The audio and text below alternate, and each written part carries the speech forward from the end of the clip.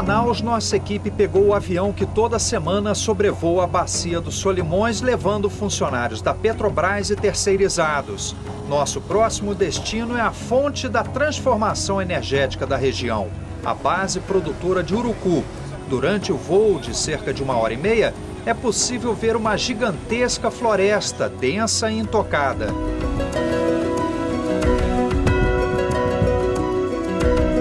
Finalmente, no meio de um tapete verde, avistamos o nosso destino.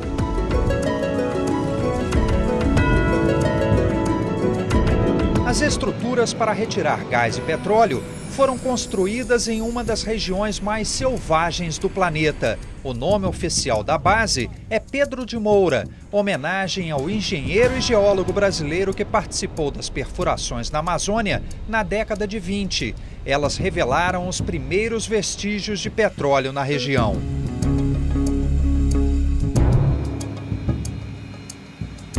Logo depois do nosso desembarque, outro grupo de funcionários já se preparava para deixar o complexo. Aqui eles trabalham num regime conhecido como período embarcado. São 14 dias na base e 14 de folga. Mas a alta frequência de voos não é só de passageiros. Cargas pesadas, incluindo sondas, são transportadas em dezenas de voos diários, especialmente em helicópteros de grande porte. De 7 até as 5 entra a parte de manutenção das aeronaves, que é o pós-voo, né? Então é o que eles estão fazendo agora nas aeronaves. Estão fazendo a inspeção de equipamentos, né? Quantos helicópteros vocês têm aqui? Olha, nós temos dois desses grande porte, o Mi-171, temos 2 S-61 e temos 4 Bell 212. Esses maiores são russos? São russos. Todos que chegam na base têm que assistir a vídeos sobre medidas de segurança, mesmo aqueles que retornam todos os meses. Segundo a Petrobras, até hoje ainda não houve um acidente ambiental sério por aqui, e muito menos um desastre como o que aconteceu na floresta amazônica equatoriana. Quem operava por lá era a Texaco, depois encampada pela Chevron. O documentário Crude mostra a batalha jurídica e as terríveis consequências dessas extrações que duraram décadas no Equador. Dentro da base existe uma pequena malha rodoviária. Seguimos numa van para os centros de produção e de processamento de Urucu. O engenheiro Tiago serve como nosso guia. Aquela é a maior unidade de processamento de gás de Urucu e também uma das maiores do Brasil e da América Latina. A maior parte do gás que chega até Manaus vem daqui. Tiago, aqui também se produz o gás liquefeito, que é o gás de cozinha, né? Exato. Vamos chegar um pouquinho mais perto? Ok.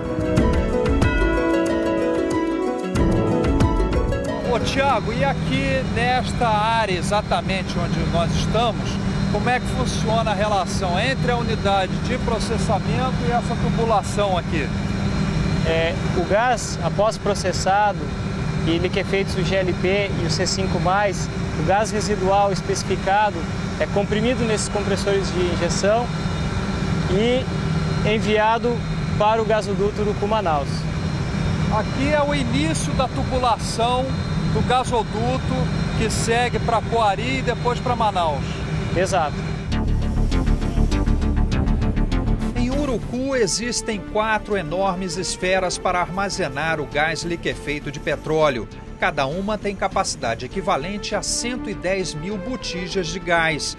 A produção atende a região norte e parte do nordeste brasileiro. O técnico Jorge faz questão de batizar os visitantes que chegam aqui, numa cerimônia simples, mas que revela surpresas. Bota a mão assim. Esse já... É gelado demais. É em torno de menos 60 graus centígrados. Caramba! A base de Urucu tem cerca de 70 poços de petróleo e gás em produção atualmente. Aqui nós temos 3 dos poços pioneiros aqui na base e cada um deles produz o equivalente a 740 barris de petróleo dia. José, esses poços aqui foram construídos lá no início de Urucu, quer dizer, há quase 25 anos atrás, ou talvez há 25 anos atrás. Esses poços, especificamente dessa área aqui do campo do Rio Urucu, eles foram perfurados há uns 10 anos aproximadamente, quando o campo de Urucu estava em pleno desenvolvimento.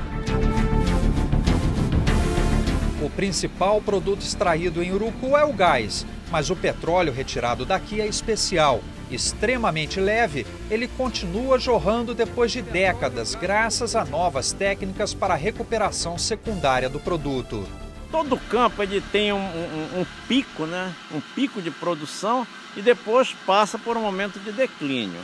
Só que nós temos uma estrutura de estudo de reservatório muito forte e o reservatório mesmo aqui do campo nos ajuda a implementar projetos de recuperação secundária que tem nos ajudado a manter e até aumentar a produção do nosso campo. O controle de temperatura e pressão dos poços de Urucu é todo automatizado. A informação é transmitida em tempo real para uma sala de controle na base e, simultaneamente, para a Central de Controle Nacional na Transpetro, no Rio de Janeiro. O Centro Operacional da Transpetro aqui no Rio controla os gasodutos e oleodutos em todo o país. Aqui na tela do computador nós temos as informações sobre o gasoduto Urucu-Coari-Manaus. Com um simples comando em um desses computadores é possível, por exemplo, fechar e abrir válvulas lá em Coari, a cerca de 3.000 quilômetros de distância. Antes de deixarmos esta área de produção, ainda deu tempo para um novo batismo. Desta vez, sem surpresas.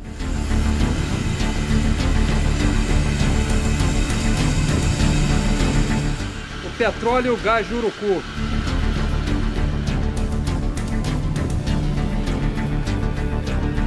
Em Urucu foi criado um serviço de recuperação florestal com um viveiro de plantas. Ele é necessário para recompor a vegetação de áreas de exploração, quando a Petrobras tem que abrir picadas na floresta para perfurar novos poços. Aqui no viveiro de Urucu existem cerca de 90 espécies de plantas nativas da Amazônia. São mais de 130 mil mudas. Os responsáveis por esse trabalho de recuperação são o Nazareno e o Rogério. Como é que é esse trabalho, Nazareno, e por que vocês têm que realizá-lo aqui? A Petrobras atua na Amazônia com uma preocupação socioambiental. E por conta disso, por conta de condicionantes da nossa licença de operação, nós realizamos a recuperação das áreas que nós desmatamos, inserindo de volta nessas áreas espécies da própria região. Nazareno explica que antes da exploração é necessário um extenso processo de segurança ambiental. Na prática, nós procuramos desviar dessas espécies quando encontradas.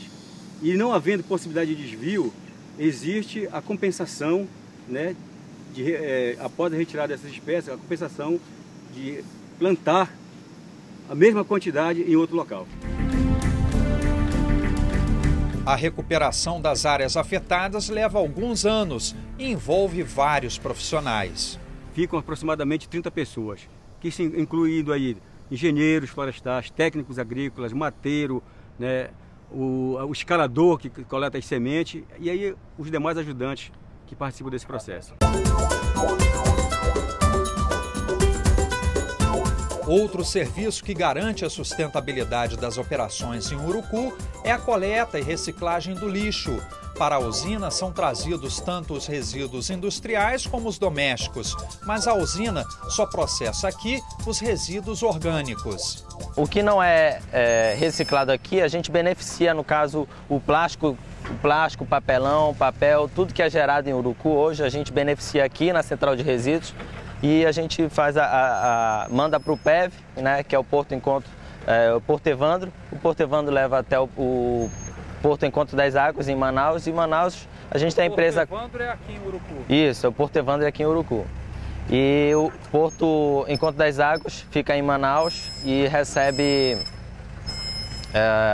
esse material e manda para a Coplast. A empresa que dá a destinação adequada, que recicla e dá a destinação adequada dos demais resíduos.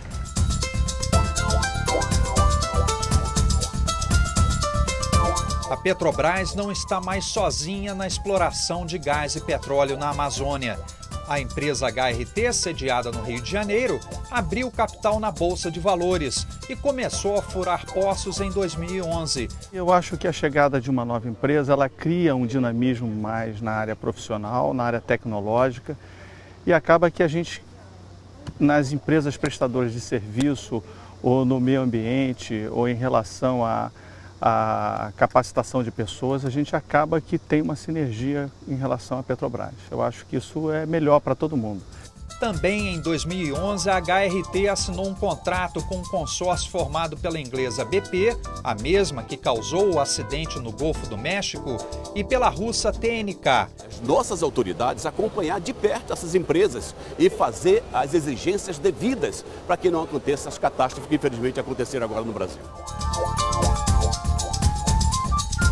Nossa equipe foi ver de perto as operações da HRT no município de Tefé, a mais de 600 quilômetros de Manaus. Como esta base operacional da HRT não tem uma pista, nosso pouso foi no Rio Tefé.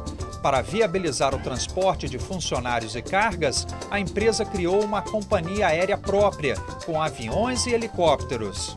Heron, há quanto tempo você faz esse tipo de voo aqui? Na Amazônia, voo de avião anfíbio há 1 ano e meio, mais ou menos, aproximadamente. E como é que ele se compara com o voo em terra normal?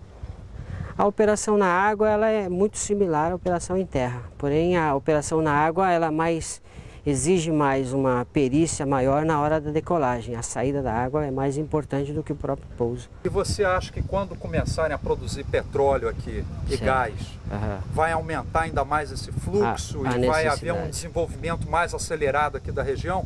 Com certeza, isso só vai trazer benefícios e muitos para toda a região, para o Brasil, a Amazônia de uma forma geral, né? Especialmente para as cidades próximas às locações. A HRT tem 21 blocos exploratórios aqui na Amazônia. Esta é a principal base operacional em plena bacia dos Solimões. À minha direita, o Rio Tefé, a grande estrada de água fundamental para o transporte fluvial e aéreo. Para atuar na Amazônia, sem estradas, você tem que depender basicamente do apoio do transporte fluvial e aéreo.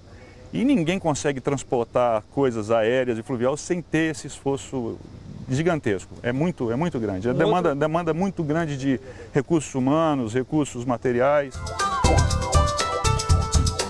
A disponibilidade de mão de obra qualificada tem sido um dos gargalos na região. A empresa vem buscando formas de superar a escassez. O que nós fizemos? Colocamos 8 geólogos estudando 700 horas com o objetivo de aprimoramento de trabalhar na área de perfuração de poços, no acompanhamento de poços. Então são geólogos que já fizeram especialização para acompanhar, estar inseridos no processo de perfuração. Daqui a pouco nossa viagem continua em Coari. Apesar de ser um dos municípios brasileiros mais ricos em petróleo e gás, grande parte da população coariense vive na pobreza. Voltamos já.